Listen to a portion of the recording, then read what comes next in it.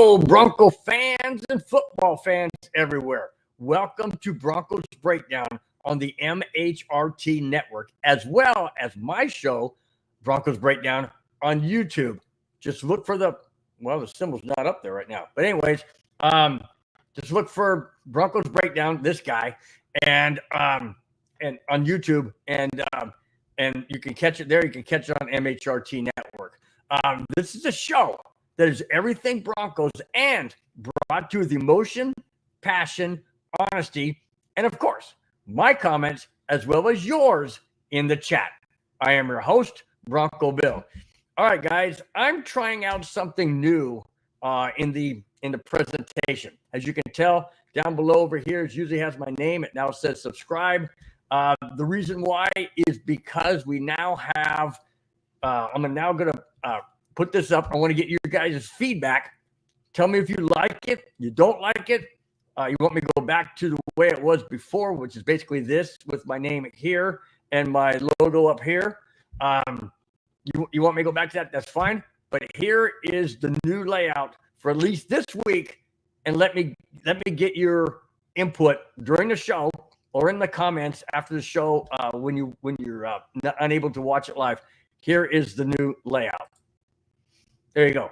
And what that does is up at the top, of course, it gives you the list of the topics that I have. So that way you guys can see what's coming. It gives you an idea what the show's about. So let me know if you like that. Okay. And also when it comes to the very first topic, something like this will pop up. So there you go. So now you've got the picture of the person and what the topic nutshell is. Okay. So let me get out of here real quick on that one. So before I get into all that, hope everybody had a fantastic week. This is the last Friday in the month of July, 2024. I can't believe it. My goodness, man. My goodness. Had a fantastic weekend last weekend for my birthday. My birthday was on Saturday. Yeah, my birthday was on Sunday. Today's 26. Yeah, my birthday was on Sunday. What am I thinking? Birthday was on Sunday. Had a fantastic time with my son, daughter-in-law, and grandkids on Saturday. Nice dinner. Then my nieces took me out on Sunday. Had a fantastic time. So it was all good. All right, guys. Okay, so let's get to the very first topic. You look at the very top right of your screen, and it says Lawrence Taylor facing charges. Here we go. This is one of two. You got it. Jackass of the week.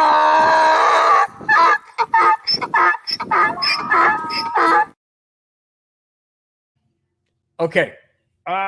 Lawrence Taylor was charged in Florida with failing to update his address on the state's sex offender registry. Uh-oh. You can't do that.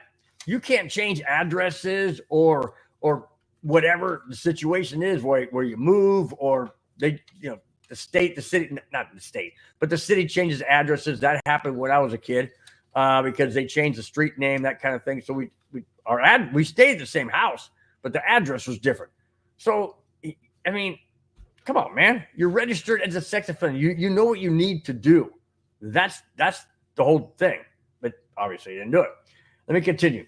Lawrence turned himself in last Wednesday and was released without bail. Okay. All right. In 2011, he pleaded guilty to misdemeanor sexual misconduct and sentenced to 6 years probation and ordered to register as a sex offender. Okay. That's the law. That's what you got to do. This isn't the first time, though. This is the second time he has been charged for not updating his address. What the heck? Didn't you learn it the first time? Didn't you learn the lesson? Obviously not. I just don't understand what's up with these athletes.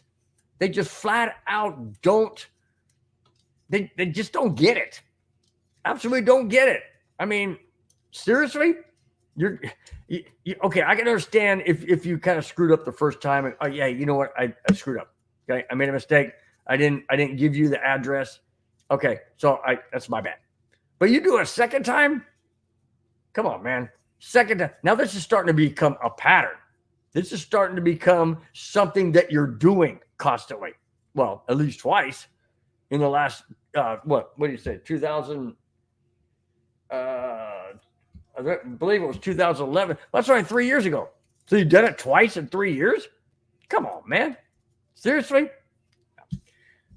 No, these athletes, I'll tell you what, man, these athletes need some serious counseling or something, because they just don't seem to get it. They just don't seem to get it. All right. Okay. Moving on to the second topic. Javonte Williams and Samaje Perine. Now, both of these guys are good. They were really good last year. Now, Javonte Williams is coming off an injury, and I'll get into that. Obviously, we know that. ACL, MCL, and PCL or something like that. But he just tore his knee up completely. Okay? And Perine, he did really, really well last year. But the Broncos have two younger guys. The NFL is a young NFL team. I mean, not NFL team. It's a young league is what I mean. You know, I mean, once you start pushing age 30, you're not long. You're not long for the NFL.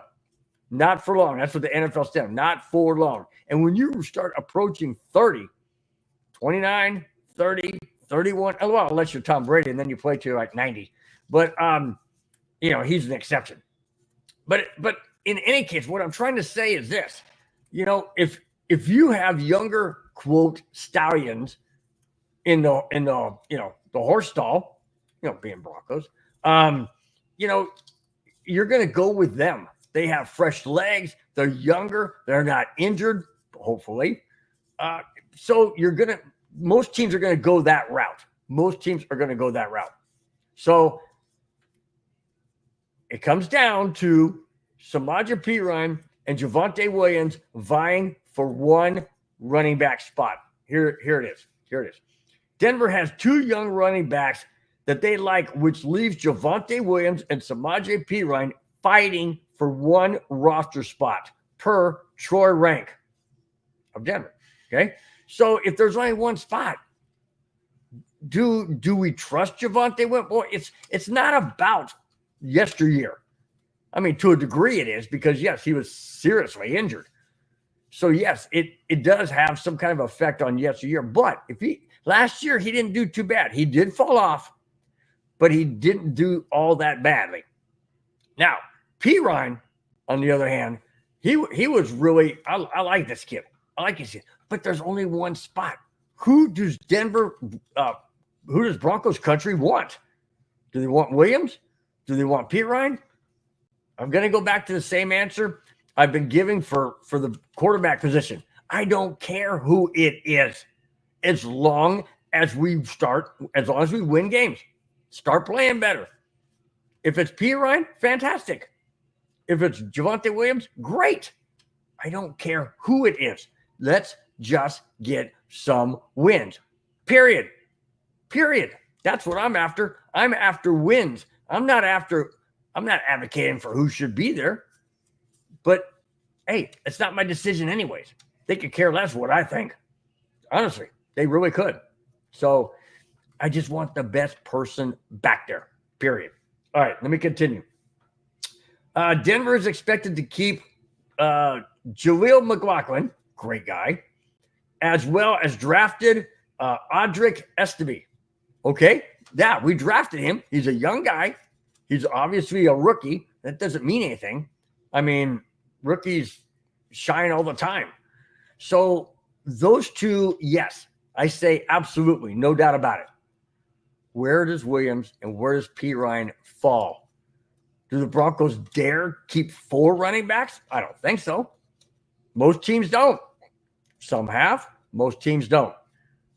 I'm not advocating that they do keep both. What I am advocating is keep the best players, period.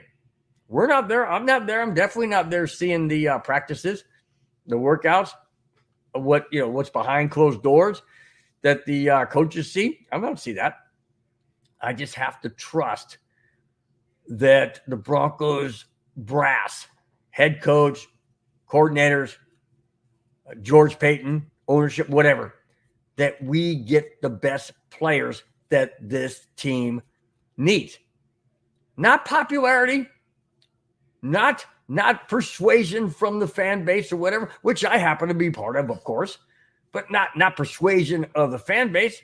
No, you got to do what you have to do as a head coach and an evaluator of talent. And, that's what it boils down to. And that's what it's got to be, period. Got to be. All right, let me continue. Let's see. Williams is 1 year removed from his knee injuries, but fell off from his rookie year. Very true. Perine played well last season and has the most veteran experience in Denver's running back room. That is also true. That is also true. Do you stick with Perine because he has the experience? Or do you stick with Javonte Williams? Or both? Or dare I say neither? I don't know. I don't know what direction it's going to go. Perine is heading into his age of 29 years old this season. There's that number again. Well, I was telling you, Perine is older than Williams, but if Williams can't sustain his ability to do what he did in his rookie year, and then when he got injured, he fell off last year. If he can't regain that and get that back, does Perine stick around at age 29?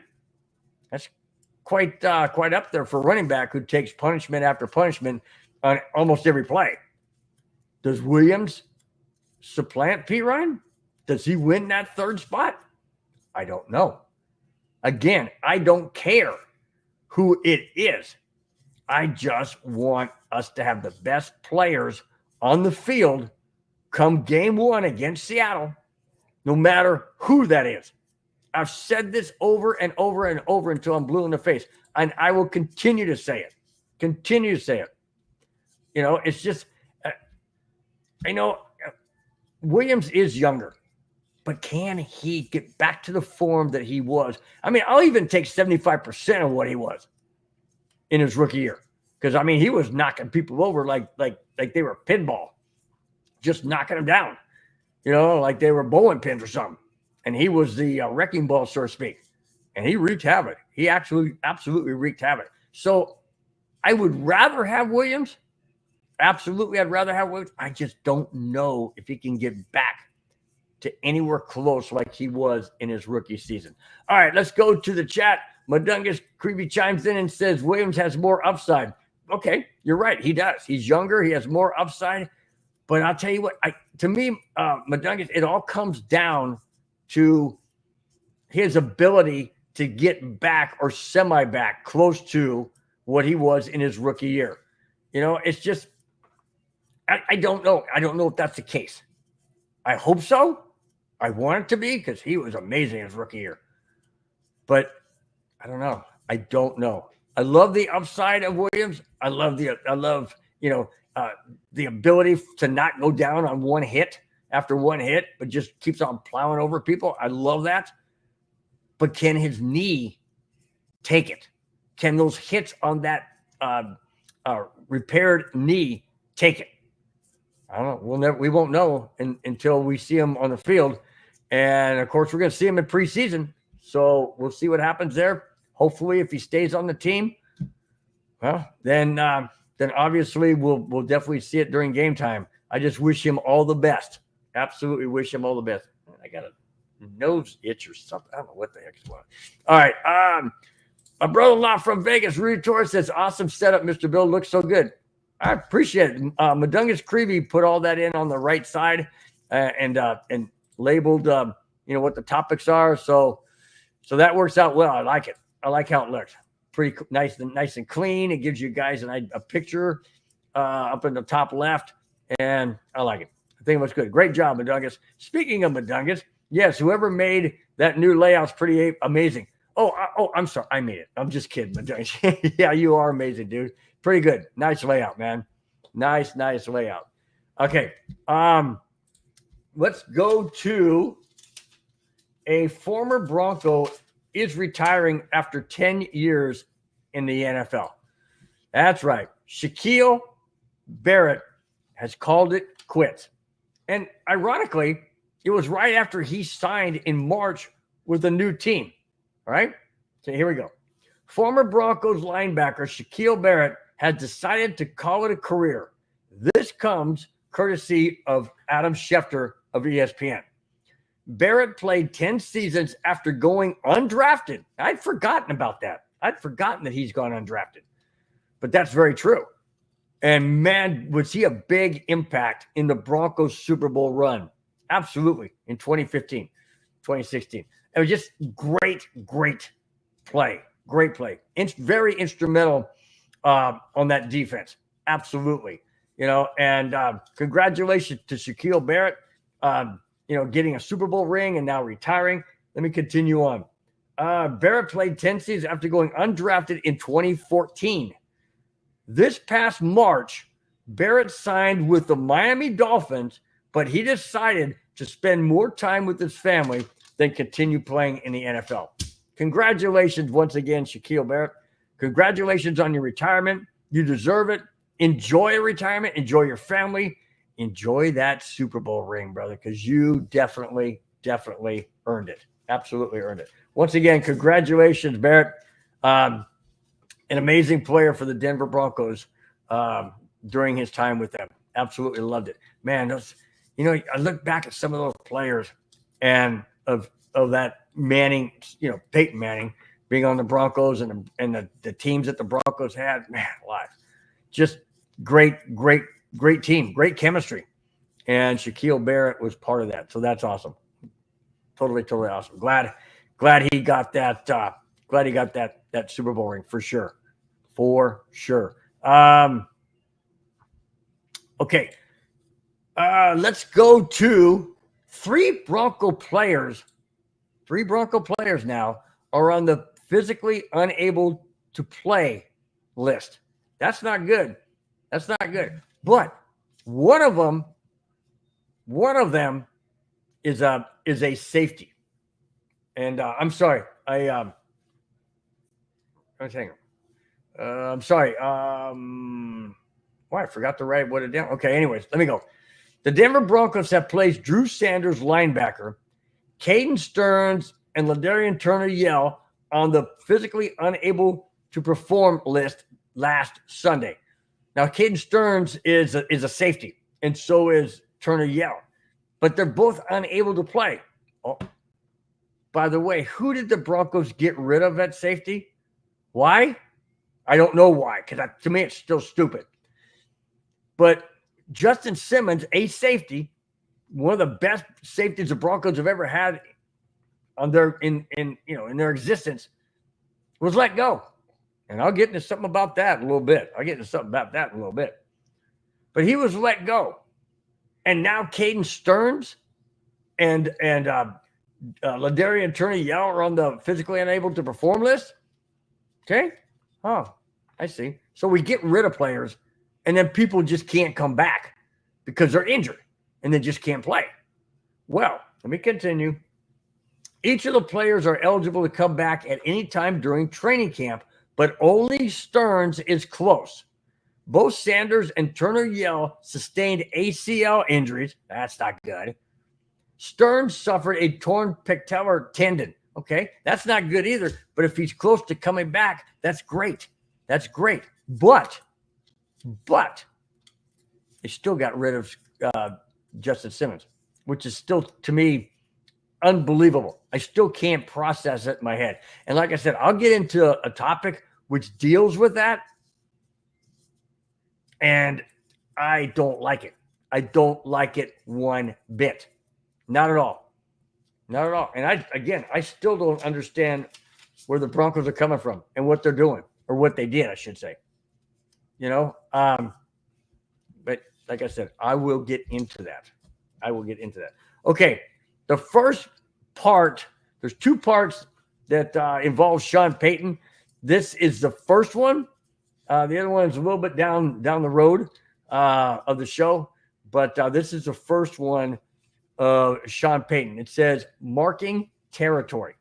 Yep. He admits he was a little rough last year, that he came in, blazing guns and shooting from the hip and all that kind of stuff, all that kind of thing. that's a lot of times that's what happens. You know, in different jobs that I've had, what has a tendency to happen is you get a new manager or a new supervisor or a new somebody, and they just want to go, you know, guns blazing because they want to make a statement. Well, sometimes when you come on too hard, too fast, too soon, too aggressive, people get defensive. People don't like it. It affects them emotionally. It affects them personally. They take a grudge against that particular person.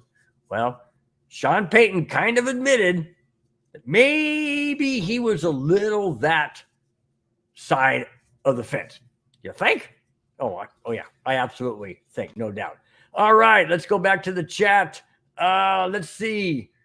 Millwall says hi. I say hi. How you doing, Millwall? Nice to have you in the chat. Thank you so much. D-Rock, what is up? D-Rock in the chat says, Big Bill. I say, what's up, Big D-Rock? Absolutely, man. Glad to have you. Glad to have you in the chat, like always. For those of you who missed, I'm putting up something different, kind of informing you guys of what the topics are as we go down the list, kind of thing. So, kind of gives you an idea of what's coming. So, hopefully, you guys like it. Let me know if you do. I really do appreciate it. Also, please subscribe if you haven't. Means a lot. Not only to my channel on Broncos Breakdown on YouTube, but MHRT network as well. Subscribe to both. Costs you nothing except just a click of the mouse. All right. Before I go back to the next topic, Millwall says, I'm doing great. Thanks. That's good. Glad you're doing great. Glad you're doing great, man. Appreciate it. Let's see. Since I was last in the chat, I moved to what? You moved to St. Louis. Where'd you move from? That's what I want to know. So you moved to St. Louis. Not only where did you move from, but what made you seek out St. Louis as opposed to where you were? I'm assuming maybe job, maybe family, something of that nature. But hey, if it works out for you, congratulations, Millwall. Really hope it's a move that you wanted to make, not basically necessarily had to make. You know. All right. Great. First comment about second comment. My brother-in-law said he liked it too. D-Rock says, I like the topic display. Great. Awesome, man. I thought of this last week. I contacted Madungus Creevy and I said, hey, man, I got an idea. What do you think? And he said, you know what? Let me go ahead and put something together and see if you like it. And he showed that to me earlier today before the show went live. And I'm like, dude, I like that.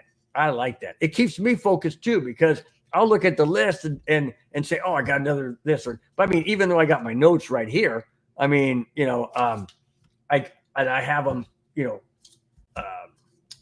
paper clipped together. So it's not like I'm going to lose track, but I like this layout. I really like this. I think it's pretty cool.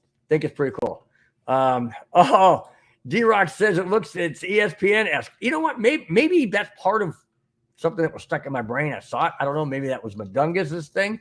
I didn't actually think of the sidebar with the topics. I was thinking more along the line of the picture of a person and an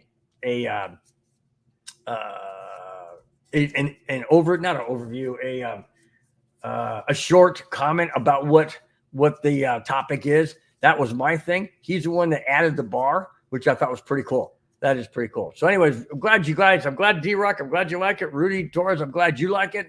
All right, I'm going to keep it. It sounds good. I'm sorry, Madungus, it just means more work for you to have to delete those every time and add new ones. But, you know, if you want to do something different, that's totally fine. Anyways, all right, next topic. Next comment, Millwall says, I moved because my wife and I have always been looking to move to St. Louis. Great, man. That's awesome. Wow. You were from London? I'm assuming London, England, not some city or town named London, which I don't even know about in the United States. But man, that's not only a big move physically, I mean, across the Atlantic, but holy smokes, dude, going from one country to another. I'll tell you what, man, that's right, London, England. Wow, that is a big jump, man. That's a big jump. You know, that's fantastic. I mean, congratulations. I don't know if I can make a move like that going from one country to another. Whew. Well, welcome to the United States. Welcome to St. Louis. And one other last question regarding that, Millwall. Have you ever, before you moved to St. Louis, did you ever visit it? Did you go there, on vacation or something like that? And you said, hey, man, I really like this place. I think this would be a great place to live. I mean, if not, that's fine. But I'm just curious. I mean, I would probably assume that you would have had some type of insight as to the city and the location and things like that. Well, once again, Millwall, congratulations on your move to the United States, and wish you all the best, man. Wish you all the best in St. Louis. Absolutely. All right. Now, going to the topic, Sean Payton, the first one, says marking territory. Here we go. When Sean Payton joined the Broncos last season, he made it very clear that it was his way or the highway. Oh, baby, did he ever make that clear? I mean, right out of the gate. Payton kicked Wilson's quarterback. We're talking Russell Wilson. Payton kicked Russell Wilson's quarterback coach out of the facility, benched Russell Wilson the last 2 games of the season, and didn't like his social media post. Okay, well, he cleaned house, basically, is what Sean Payton did. Let me continue. Payton said, and I quote, "Just know we are working, but with less visibility on social media. There is probably in the first year where you are pissing on all the trees, and I'm probably guilty of that."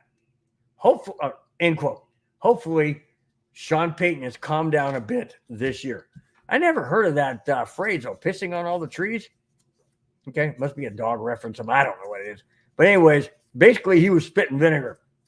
And he was really cleaning the house, so to speak, going in there with a bulldozer, not a broom and a dustpan. No, he went in with a bulldozer. He cleaned the house from top to bottom, just bulldozing it right out.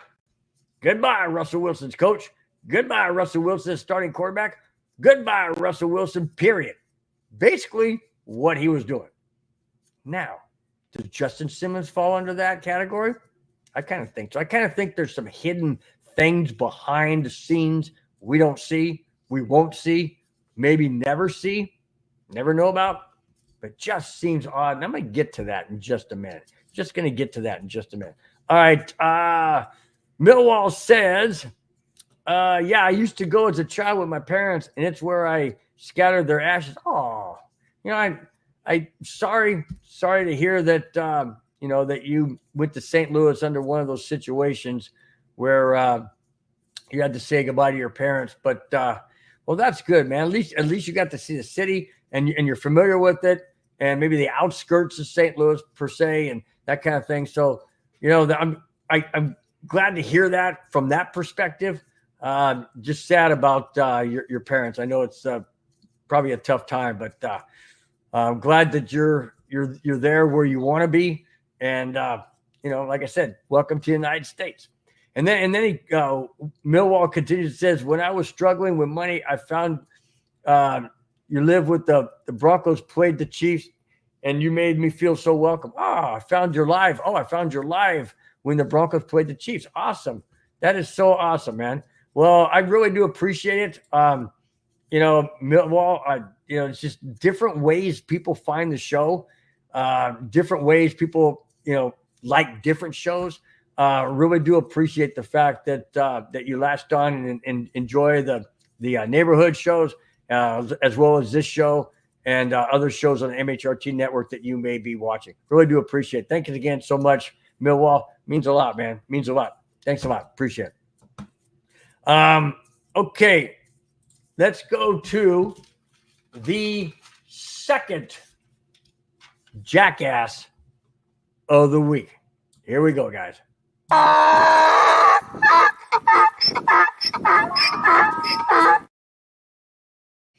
Okay, guys. Terry Bradshaw. Pittsburgh Steelers, former Pittsburgh Steelers quarterback, Super Bowl champion, all that. He rips John Elway basically a new one. And this bothers me. It bothers me because it shows an ugly side to Terry Bradshaw. Now, I don't know the guy personally. I've never met him. I don't really care to. But, you know, to say things and rip somebody for reasons why they do certain things that you may not agree with doesn't necessarily mean you have to throw barbs. You don't necessarily have to do that. I don't know where this came from. I don't know why it reared its ugly head now. But let me get into it. Here it is. Terry Bradshaw spoke out about John Elway not wanting to play for the Colts in 1983. Now, if you guys are unfamiliar with what happened in 1983, a lot of you guys might not have watched football then, might not have been Bronco fans, no, whatever. Anyways, John Elway was drafted by the then, was it Indianapolis? Yeah, it was Indianapolis, by the Indianapolis Colts. Okay. Now, Jim Irsay, apparently, John Elway did not like Jim Irsay. He didn't like the ownership of the Colts. Didn't like them. Maybe 83 was when they were still in Baltimore. Yeah, I think it was still in Baltimore in 83, if I'm not mistaken, because that was what, 40-some years ago? 39 years ago? Maybe they were. Anyways, it was the Colts and Jim Irsay, the ownership. John Elway didn't want to play for him. Basically, John Elway wanted to play for a warmer climate.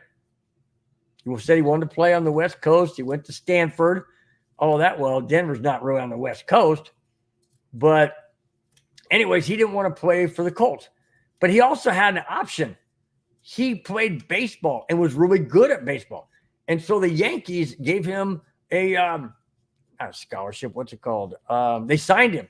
You know, they gave him an offer sheet signed to play for their minor league team, which he did because he didn't want to play for the Colts. And then after the year of playing with the Yankees, the Colts said, you know what? He's never going to play with us. He's never going to amount to playing, you know, for the Colts at all. So let's try and trade him. See if we can trade his rights. And then if he wants to play football, great. He'll be with another team. And that's how the Denver Broncos got John Elway. The Broncos made a solid bid, and John Elway left the Yankees in favor of the Denver Broncos and the NFL. And the rest is history. So let me get to that topic. Here we go. Or continue with the topic, I should say. Bradshaw believes that the draft is there to benefit the worst teams and players shouldn't be able to make demands to go elsewhere. That is what the draft is for. But John Elway wasn't any regular player. Okay, go back to what's the other Payton? Peyton Manning and Eli Manning. Okay, so Eli Manning didn't want to play for the Chargers. He said, no way, I ain't playing for that organization. How come Bradshaw isn't blasting Eli Manning? How come? Because to me, Bradshaw has a chip on his shoulder for Elway. I don't know why. I don't have any reason to know why. But why didn't he throw Eli Manning the same freaking, barbs? Why didn't he rip Eli Manning? Just went after Elway. Interesting. Let me continue. Bradshaw said, and I quote, Elway didn't want to go to a team that needed his services.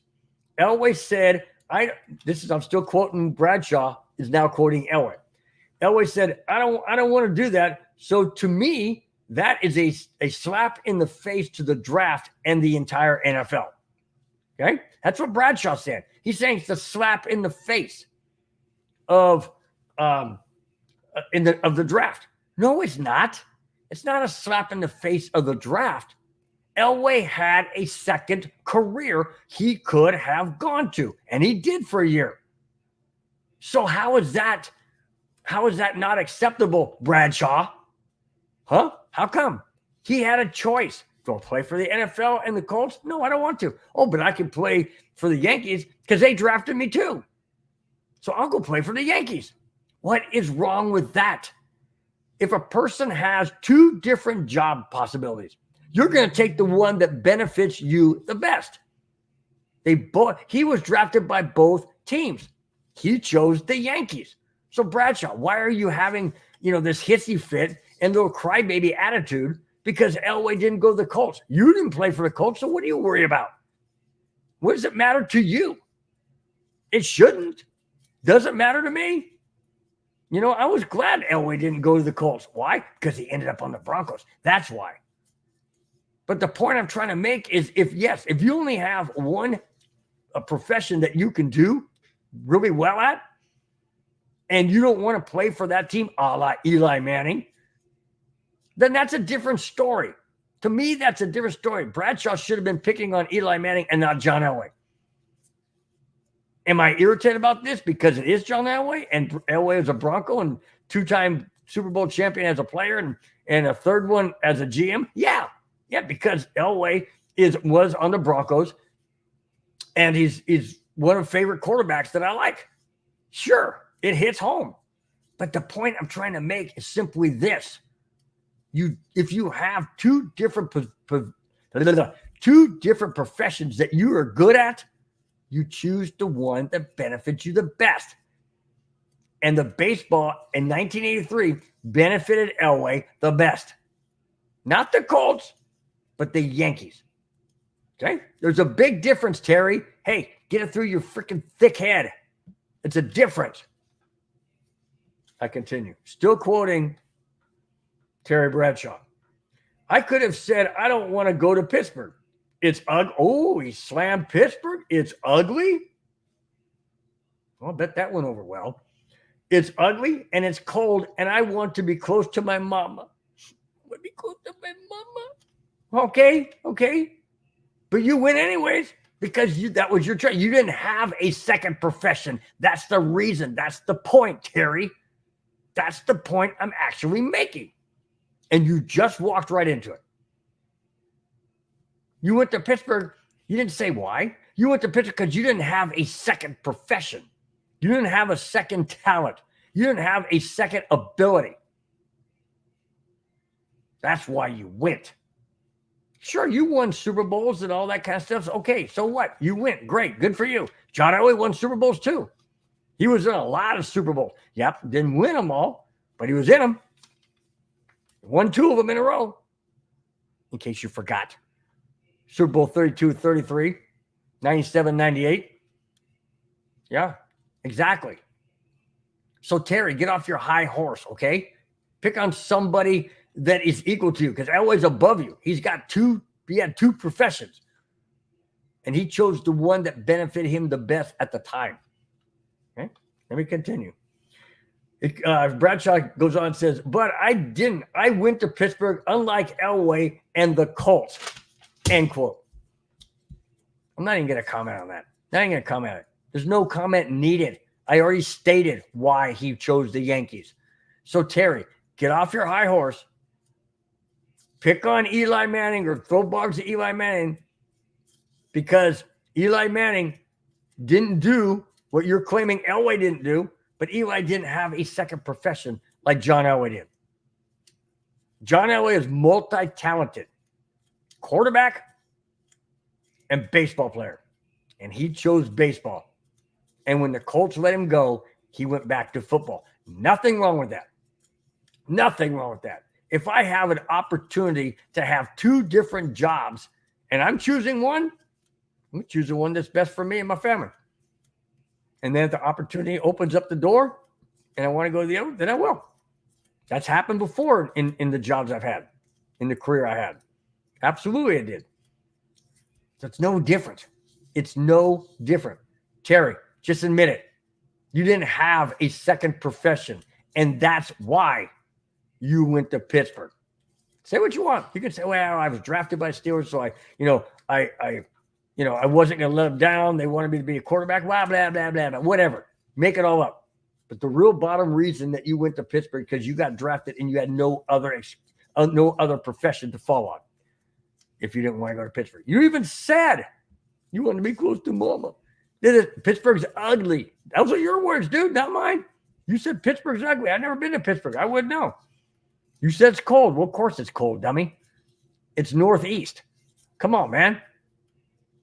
Hey, if you had a second profession, second career, second ability, perhaps you would have done what John Elway did. So I don't fault John Elway. I fault you, Terry Bradshaw, for picking on Elway for no particular reason. Okay? Yeah, my bias, absolutely. Another reason why I can't stand the Steelers. God, I hope we beat them this year, especially with Russell Wilson at the quarterback. Okay, back to the comments. After I got all wound up, man. Let's see. D-Rock says, D-Rock says he's going to throw a shout out to Millwall. I agree, man. Absolutely. That's totally cool, man. Love it. Rudy says we all have our bad days, Bill. Hey, I'm not having a bad day. I'm having a great day. D-Rock says, Big Bill's ripping Terry Bradshaw a new one. You got that right. Well, think about it. Am I wrong? Am I wrong? I don't think so. I am. If I'm wrong, you guys throw it at me. Say, hey, Bill, Bronco Bill, I think you're going a little bit harsh. Nope. Period. So, but yeah, I am ripping him a new one. And thanks for the big shout out there, D-Rock. I love it. Love it. All right. We will back out of the Jackass of the Week, and we will go on to the next topic right now.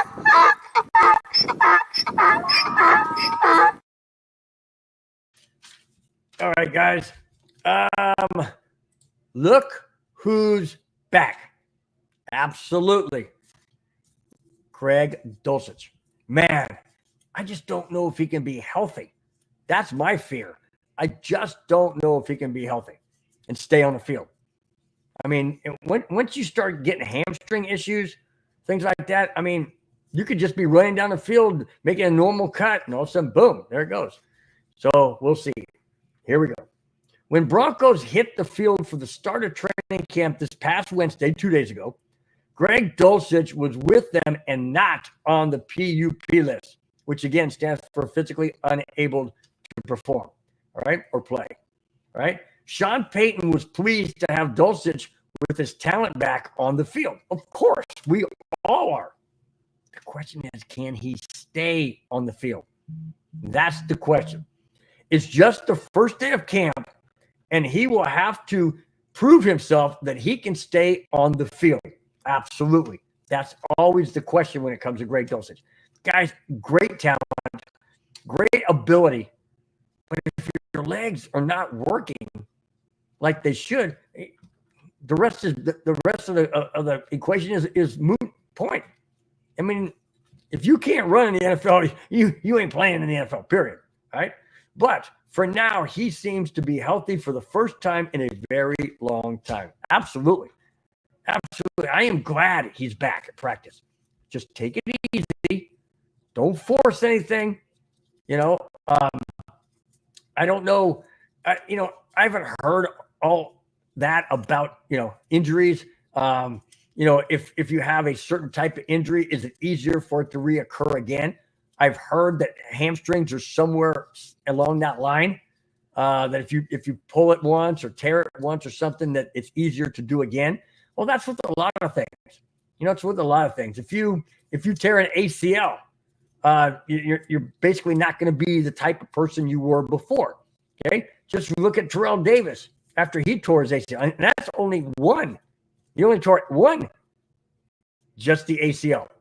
Where Javonte Williams, like I mentioned earlier in in the second topic, Javonte Williams tore his ACL, his MCL, and his LCL or something like 3 different ones. So when that occurs, he has a much greater chance of re-injuring again. Now, I've also heard that if you have an injury of that nature, that the way modern medicine is today, they can pretty much bring it back to 100%, if not better. Now, I'm just saying, I mean, better than what God can do. I mean, I'm just saying. But, just having those type of injuries, you can risk the chance of it hurting or tearing or injuring beyond the point of where you can't return to the way you were. So I don't know if Javonte Williams is going to be able to come back. But when it comes to Dulcich with this hamstring, I don't know the severity of it. But ever since he's been on the Broncos, he's had this type of injury. And he hasn't played an entire season, his entire time on the Broncos. He hasn't played a full season. Man, I sure hope this is different. I sure hope he's able to play a full season. I'm sure hope he's past all of this. We won't know until preseason, hopefully into the regular season, and I hope he stays healthy. We need Dulcich. Love the guy. Great hands, great player, great routes, great blocking ability, although he needs to work on that from what I understand as well too. But, you know, I'm glad he's back. Just my question is, for how long? That's the question. How long will Dulcich be instrumental in the Broncos offense going forward this year? Hopefully all 18 games. But me personally, I have my doubts. I have my doubts because we haven't seen it yet. And that's the thing that bothers me the most. But, I mean, with having Caden Stearns and the ones I mentioned that were on the PUP, you know, we can't afford to have injuries early in the season, or we can't afford to have injuries, period. All teams do, but it's the severity of the injuries. Are they out for the season? Are they out for a very extended length of time? Those injuries we cannot afford to have. We've had them the past 7 years, and Broncos haven't been much of anything. Absolutely not much of anything. Okay, D-Rock talking about Dulcich says, if Dulcich nets 1,000 yards and 8 TDs, does that garnish a new contract or more draft ammo? Wow, that is a very, very good question, D-Rock. Great question. I would have to say if Dulcich nets 1,000 yards and 8 TDs, they definitely have to give him a new contract because he doesn't get 1,000 yards and 8 touchdowns if he doesn't play a full season. And if he plays a full season, then that means he's past the hamstring issues. If that's the case, then you got to keep him on the team. Because if you don't and let him go for draft picks or whatever, and he goes to another team and has a fantastic standout rest of his career, then the Broncos are going to look like idiots. But if he doesn't get 1,000 yards, he doesn't get 8 TDs because he's injured again, then I say, no, it's damaged goods. But then again, you're out of catch-22 because if he's damaged goods, nobody's going to want to trade for him. I mean, who would want to trade for a guy who can't stay on the field? So to your point, maybe they do. Maybe they look at it and go, hey, you know what? He had a fantastic year. He had 1,000-yard receiving, 8 touchdowns. You know, we gotta what's the word I'm looking for? We gotta strike while the iron's hot. That cliche. We gotta strike while the iron's hot, meaning if he's having a great season, maybe now is a good time to trade him because we can get high value, high draft picks. So it's like a catch-22, D-Rock. I really don't know what the answer would be. I'm assuming the Broncos would pony up and garnish and give him a new contract. But then again, it's a chance you take. It's an absolute chance you take.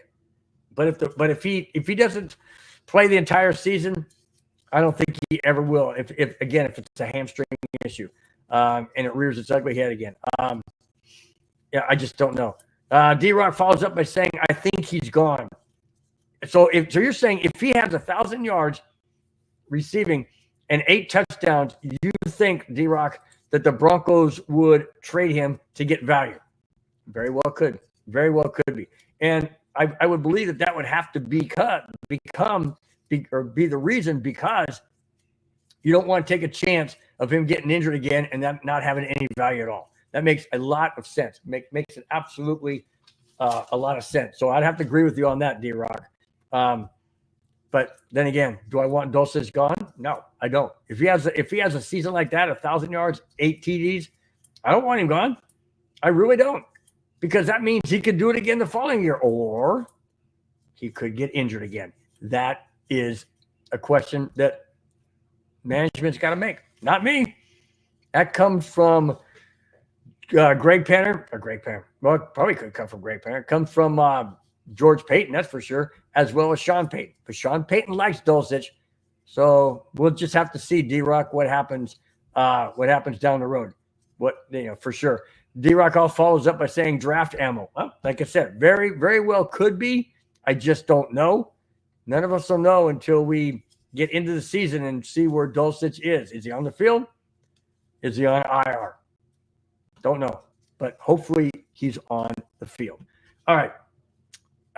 Listed is the last topic, which is not necessarily the case. I got one more after Courtland Sutton. But Courtland Sutton gets paid. Not a lot, but enough to keep him happy, so to speak, on the team. Let me get into that. The Denver Broncos have tweaked Courtland Sutton's contract. Sources told ESPN yesterday Sutton has had $1.5 million in incentives added to his base salary, therefore making this coming season his contract worth $13 million. Okay? Sean Payton said, and I quote, "It's good to have him back out here. He provides leadership as well as a skill set that we all like," end quote. I agree. I never wanted Courtland Sutton gone, especially when we traded Jerry Jeudy to the Cleveland Browns. I didn't want Sutton gone. No way, shape, or form. We have Tim Patrick back. That's fantastic. We've got Mims. That's fantastic. We've got Dulcich, which seems to be healthy, like I mentioned last topic. And we got Courtland Sutton. Okay? Now, Courtland Sutton has those incentives. Don't know what they are. Wasn't listed. Could be catches. Could be yardage. Could be touchdowns. Could be a lot of things. I don't know what those are. But he's getting $1.5 million in incentives, which makes his base salary increased to $13 million this year instead of 11.5. So that's good. That's good.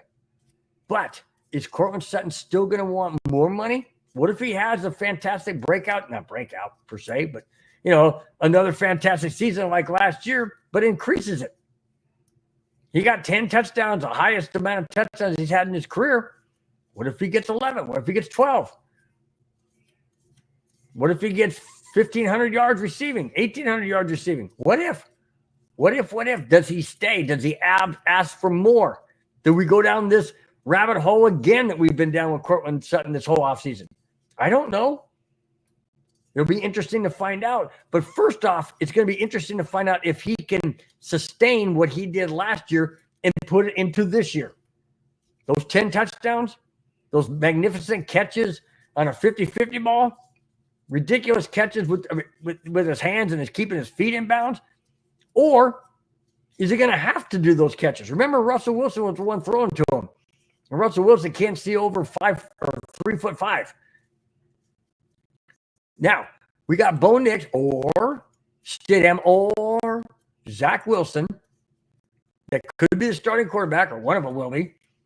And are they going to be making those throws that Wilson did? Or are they going to be more accurate? Are they going to be more timing where he doesn't have to have a 50-50 ball? Sure, there's going to be times where he's going to have them. But does that mean all the time? Like basically last year? I don't think so. Again, I don't know. We haven't seen preseason. I don't know any of this. When we see preseason, we'll have a better idea. I'm just going off of what I've seen last year. And I don't want to see Courtland Sutton have to fight for those 50-50 balls 90% of the time, or trying to keep his feet in bounds along the sideline with fantastic catches. Yes, those are amazing catches, and we as fans love to see those. But I'm not too convinced. That that's what I want to see all the time. No, I don't want to see that all the time. So which Courtland Sutton are we going to see? The one who deserves the $1.5 million in incentives and proves that he's capable of that and gets that money? Or do we see a Courtland Sutton that the Broncos were thinking, we're not going to go down that road and give him all that money. We want to wait and see. We're not going to make that mistake again like we did with Russell Wilson and give all that money up front. We'll give a little bit, $1.5 million of incentives, and we'll see where that takes Courtland Sutton and if it motivates him enough to be as good as last year or better. Okay? I mean, it's up to Courtland Sutton. It's in his court now. No pun intended. But he's the one with the ball now. He's the one that's got to make it happen. And I believe he can. I just don't know if there's enough footballs to go around for Courtland Sutton and Dulcich and Mims and Patrick and, the running backs, whether it's Javonte Williams, Perine, or, the young guns that they got that the Broncos are definitely high on. I don't know. I don't know if there's enough balls to go around. Are there going to be enough touchdowns that the Broncos get this year combined where Courtland Sutton can get 10 or 11 or 12? How about Dulcich? D-Rock mentioned earlier that what if Dulcich gets 10 touchdowns? Okay. Well, if he gets 10 touchdowns, it's 8 touchdowns. If he gets 8 touchdowns and Courtland gets 10, that's 18 right there. How many touchdowns do the Broncos score this season? Is it going to be like last season where it was a struggle? I don't know. So I don't know if a Courtland Sutton can duplicate what he did last year. I just don't know if the Broncos are going to be putting up, 17 points a game, or they're going to be putting up 31 to 38 points a game. I don't know. So it'll be interesting. It will be interesting. Every season's been interesting since 2015. That is for sure. Holy smokes. No doubt about it. All right. Now, the last topic takes me back to Sean Payton. If you notice on the chart to your right, it says Sean Payton. The first one is making territory. We already did that topic. Now it's naming a starter. So here is the last topic of today's show with Payton, but involving Sean Payton. Before we get that, let's get to the comment. D-Rock says, we're drafting a tight end high next draft. Ooh, man. I don't know, D-Rock. I don't know. Do you take a tight end in the first round? I mean, I don't know. That, to me, would be interesting. Take a tight end. I mean, remember, we took Dulcich just a couple of years ago, and everybody was high on him. And I was, too. I like the kid out of UCLA. I really do. I really like this kid.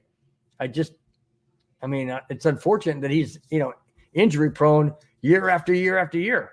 So I don't know. I'm not quite sure if that would be a smart move in the first round. But hey, if you get your guy, the one you want to get, and he's high on your list, why not? Why not? Absolutely. Oh, John Leon is in the chat. What's up, John? Nice to see you, my friend. I do know the Broncos never beat the Las Vegas Raiders. They haven't beaten the Raiders in years. Absolutely haven't beat them in years. Although we beat them last year, one game. But, I know Broncos haven't beaten anybody, to tell you the truth, John. Broncos haven't beaten hardly anybody in the last 7 years. So that's not surprising to me. Not surprising at all. We can't seem to beat. We beat the Chargers. We beat the Chiefs. No, we did not. We did not beat the Raiders. That's right. We did not beat the Raiders last year. We beat the Chargers and we beat the Chiefs. Those two I didn't think we would. To your point, you're right. I don't think we've beaten the Raiders since, 1903? Something like that? Seems like forever. It's just I can't remember the last time we beat them, to tell you the truth. But that's a very good point. Very good point, John. All right. Last topic, like I mentioned, is Sean Payton on naming a starter. Well, not so fast. Not so fast. Sean Payton isn't ready to name Bo Nix or Jarrett Stidham or Zach Wilson as the starter. Okay? And we all know that he said it's a quarterback competition and all that. And I would agree with it. I've mentioned it many, many times, and I'll say it again. I just want the best quarterback under center when Denver plays Seattle in week 1. I don't care who it is. It could be Sean Payton. I'm sorry. It could be Jarrett Stidham. Well, it could be Sean Payton. I don't care if he's better than the other 3. But it could be Stidham. It could be Zach Wilson. It could be Bo Nix. I just don't want the Broncos to rush into putting Bo Nix as a starting quarterback if he's not ready. Okay? I've said it many times, and I've said it until I'm blue in the face. Bronco blue, that is. Until I'm Bronco blue in the face. Let me continue. Payton has said it's a quarterback competition. Absolutely. However, last Wednesday, 2 days ago, it was Stidham with the starters to open up Wednesday. It was Stidham, not Bo Nix, not the number one draft, or not the first round draft pick of the Broncos, number 12. Nope, not Bo Nix. Jarrett Stidham. Why? In my opinion, it's because Jarrett Stidham has the most NFL experience of the three under Sean Payton. Now, Zach Wilson has the most NFL experience in games. Bo Nix has the most experience at quarterback of college at 61 games. But Jarrett Stidham has the most experience in the NFL with Sean Payton.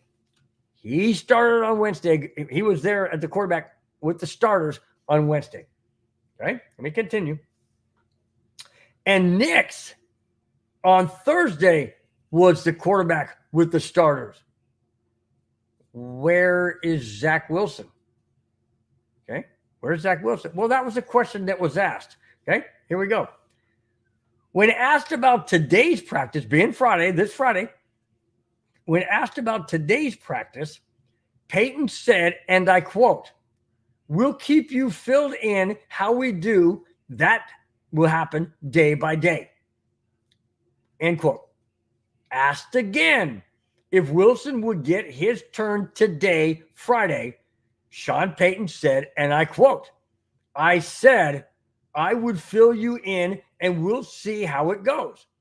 I'll fill you in when you see who is with the starters." End quote. Wow. Sean Payton did not like that question. Does that mean he doesn't like Zach Wilson? I don't know. Most likely not. But it's interesting that it was Jarrett Stidham to open up training camp with the starters on Wednesday. Again, reason being, in my opinion, he has the most experience with Sean Payton. That's obvious of the three quarterbacks. Bo Nix was yesterday, Thursday. Why? Well, he was the draft choice of the Broncos at number 12 in the first round. So, of course, he's going to get the start with the starters. But when asked about Zach Wilson, Sean Payton was reluctant to answer. And he didn't. He says, "I'll tell you when you see him. I'll fill you in when you see who's the starter on Friday. I'll fill you in." Well, there you go. He's not saying who it's going to be. He didn't say who it was going to be. I have no idea who it was today. I didn't get that info today. So it's interesting that it was Stidham on Wednesday, Nix on Thursday, and Mum on Friday.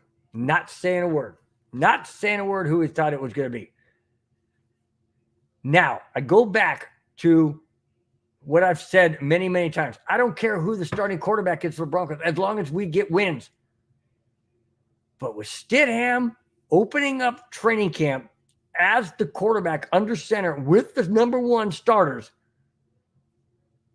kind of raises eyebrows. Is Bo Nix being held back a little bit because he's not grasping it? It's too unfamiliar, the verbiage or whatever.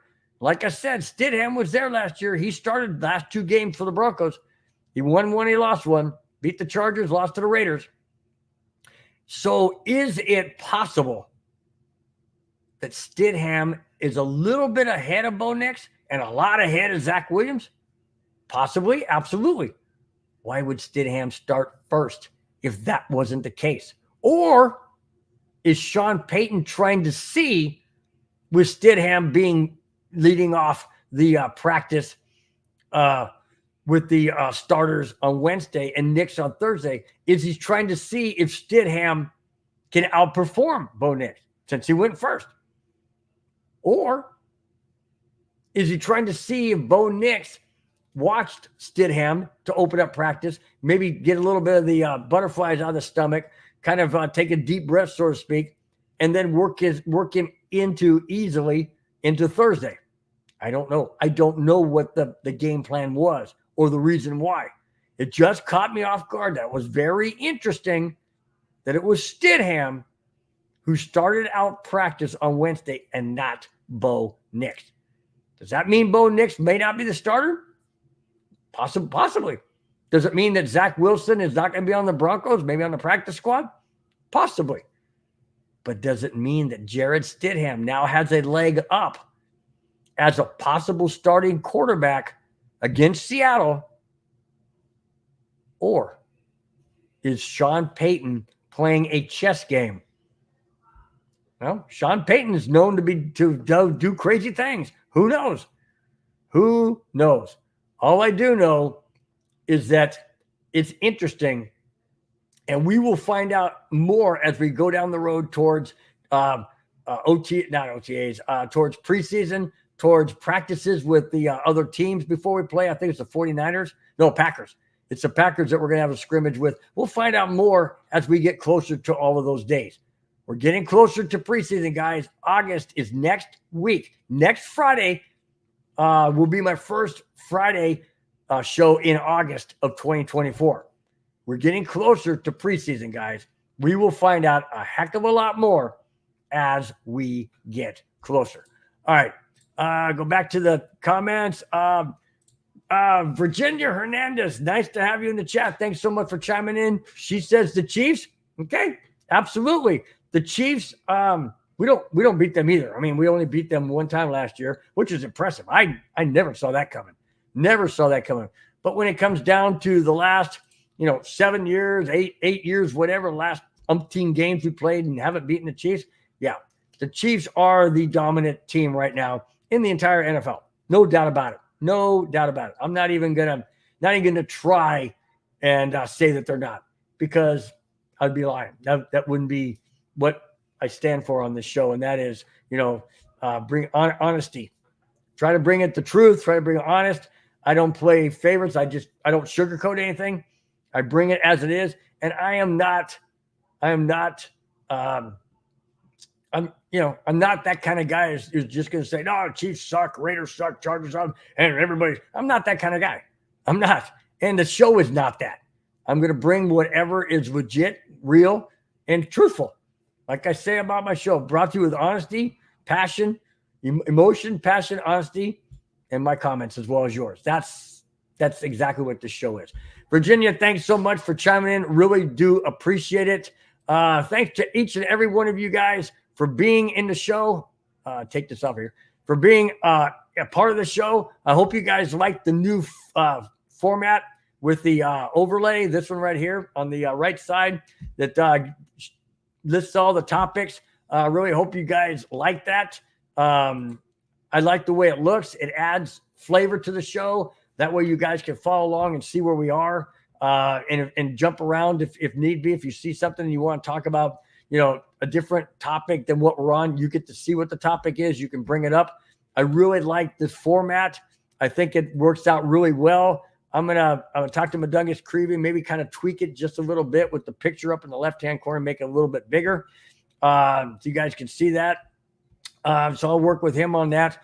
But in the meantime, guys, thank you so very, very much for being in the chat. I'm going to go down the list and name every single one of you, because if you guys take the time on a busy Friday night with the weekend right in front of you and being summertime and busy and all of that, vacations, a whole bit, I can take the time to acknowledge each and every one of you for being in the chat. All right.